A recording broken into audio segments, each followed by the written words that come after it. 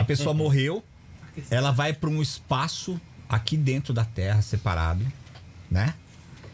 E ela vai voltar ainda. Vai. Vai voltar. Se ela evoluiu muito, ela ascensiona. Significa o quê? Você atinge um grau de evolução, não tem mais débitos, você aprendeu bastante, você chegou num patamar legal de consciência de evolução, sabedoria. Você vai para esse outro mundo paralelo e você fica lá, aguardando um momento propício para você fazer a passagem para os mundos superiores, que seria um outro processo. E não se dá após a morte, se dá apenas vivo. A pessoa precisa ter um corpo físico para isso. Nossa. Não tem como você voltar para dimensões superiores sem ter um corpo físico. Tá, volta fisicamente mesmo. Por isso que nós reencarnamos, para ter uma nova chance, um novo veículo, um novo carro para dirigir. Sem carro você não vai a lugar nenhum. A pé ninguém vai. Não, mas a passagem para essa outra dimensão, você precisa estar... De um corpo. no fisicamente. corpo. E daí você morre nesse processo? Quando eu estive com o Bilu,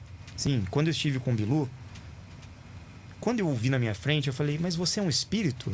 Você é um mestre ascensionado? Você é um ser de luz? Ele falou, não, Rafael. Já ascensionei, mas eu não morri. Estou vivo até hoje. Eu transmutei. Eu falei, como é que é? Você transmutou? Ele, sim. Eu fiz a passagem em vida. Eu estive na Terra, eu fui como você. Mas agora estou em outra dimensão, estou vivo. Na hora ele estava ainda em silhueta de luz, né? Não estava densificado. Aí eu falei, então deixa eu ver o seu corpo. Aí ele se densificou, ficou físico na minha frente. Caramba. Ainda falou assim, estou 97% físico. Faltou 3% para... E normalmente essa... Desculpa, só para aproveitar. Essa formação, ela é da última encarnação, por exemplo? Ele escolhe, ele pode usar, não é, o molde do corpo físico que ele teve na última encarnação aqui na Terra, ou de outras vidas que ele teve, ou o molde que ele quiser. Porque no nível que ele está, ele manipula a frequência, o corpo, da forma que ele quiser. E ele cria matéria visual, pelo menos, pra gente... Pode criar. Então ele pode aparecer na raça original dele, que é de Pégasus, da constelação de Pégasus, há milhões de anos, né? Quando ele você sabe como que é? Sim, já vi. Fisicamente assim? É bem parecido com aquela que apareceu na Record. É diferente, não é humano como nós. É um pouquinho diferente, mais baixinho, cabeça um pouco maior assim.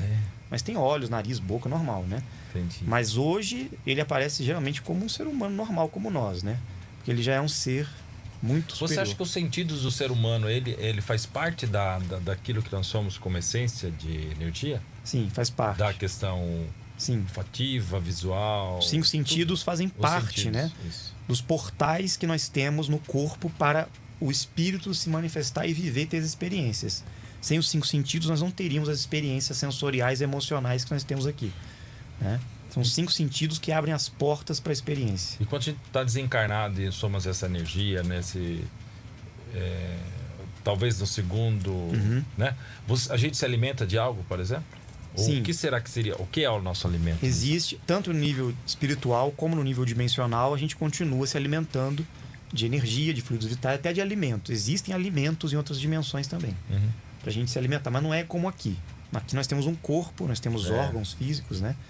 Agora, em outras dimensões, nós continuamos com o corpo. Como eu expliquei, eu perguntei pro Bilu, falei, então você é um espírito, um ser de luz muito evoluído, que morreu um dia e já é um ser iluminado, né? Um anjo de luz? Ele falou, não. Isso é um engano. Existem seres espirituais evoluídos, mas são os ascensionados. Nós somos os transmutados. Nós já estamos numa dimensão superior à da Terra. Os ascensionados estão na Terra ainda. Quem morre fica na Terra. Quem transmuta pode sair da Terra e ir para outras realidades, outros mundos. E isso só acontece se você atinge a vida eterna, a transmutação. Aí eu fiquei assim em choque, né? Falei, poxa, mas eu nunca vi isso acontecer. Aí ele ficou físico e denso, como eu disse, né? Falou, aqui como é que eu estou físico. Eu tenho corpo. Bateu o pé no chão, né? Eu fiquei impressionado com aquilo. Ele andou, caminhou, veio até mim. Eu pude ver o corpo dele na minha frente, a cabeça, os braços, o ombro, o peito, as pernas. Tinha até uma botinha, tava com uma botinha, a roupa toda colada no corpo, assim. Até a roupa, né? Igual um uniforme. Assim, impressionante. Aí ele disse, Rafael, como você não sabe disso? Você não leu a Bíblia? Eu li. Mais uma dica aí, né? O maior mestre de vocês morreu? Como é que ele saiu da terra? Em espírito? Cadê o corpo dele? Ele não ressuscitou e depois subiu aos céus, se glorificou em corpo e em espírito e atingiu o que ele ensinava, que era a vida eterna? Não a morte eterna, a vida eterna. Uhum. E ele foi embora, levou o corpo dele. Tá vivo até hoje. Caramba. Aí eu fiquei em choque, né? Falei, pô, então você quer dizer então que o caminho evolutivo nosso aqui é esse? É atingir essa frequência? Sim. Assim como todos os povos no passado fizeram. E onde que isso acontece? Nas pirâmides do mundo. Todos os locais que tem pirâmide era esse treinamento, esse desenvolvimento, e era onde as pessoas iam para as dimensões superiores, porque a pirâmide gera o vórtice de energia que conecta o céu e a terra. Interessante você falar isso, porque...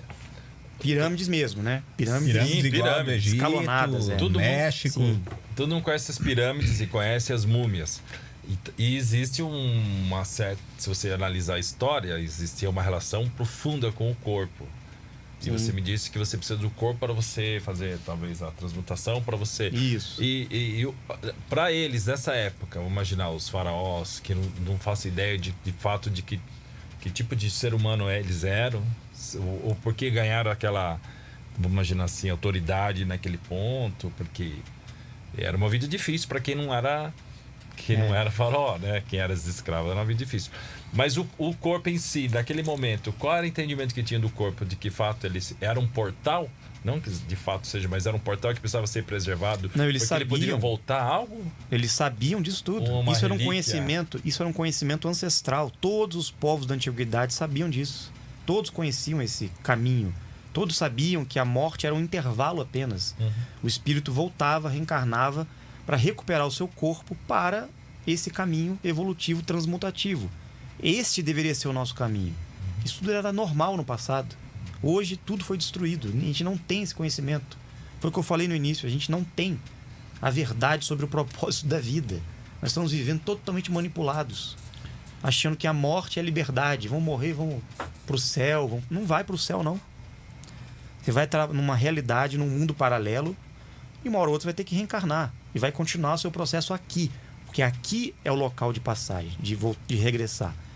Né?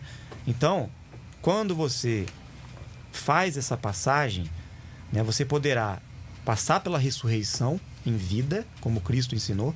Você poderá reencarnar para reconstruir um novo corpo. Por isso que os faraós acreditavam que se mumificassem os corpos, eles um dia iam voltar e reviver naquele corpo para poder... Então essa era a crença deles. Tem isso também, né? Sim. Então os evangélicos acreditam no arrebatamento. Arrebatamento. É isso. Só que foi interpretado ao pé da letra ali. Vai estar aqui, depois vão me levar embora, eu vou sumir. Como se fosse uma abdução. Aí eu te pergunto, mas vai para onde? É um bando de louco também, então, acreditando nisso? Que Jesus vai chegar aqui e vai levar todo mundo. Tá, mas isso vem da onde? Da onde vem essa informação? Vem da onde?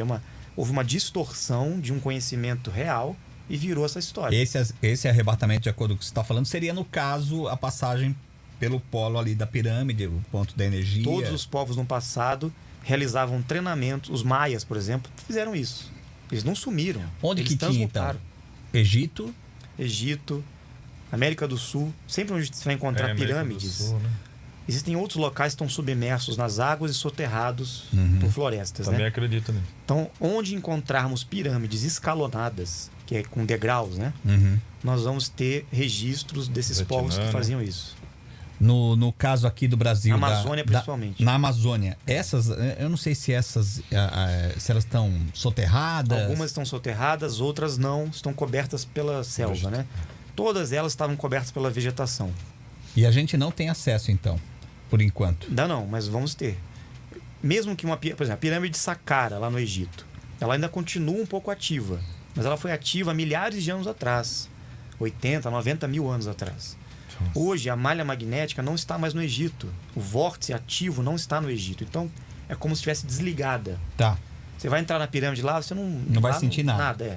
Agora, se você vai num local no qual a energia está ativa, como vai ser aqui no Brasil, por isso estamos construindo a grande pirâmide em Zigurates, na cidade nossa. Um monumento escalonado que vai ter 63 metros de altura. Ah, vocês Já tem estão uma lá, fazendo, já, né? Estamos construindo. Já tem uma menor lá, né? Naquele local é onde vão ocorrer muitos treinamentos, muitas pesquisas e muitas interações, inclusive, no futuro.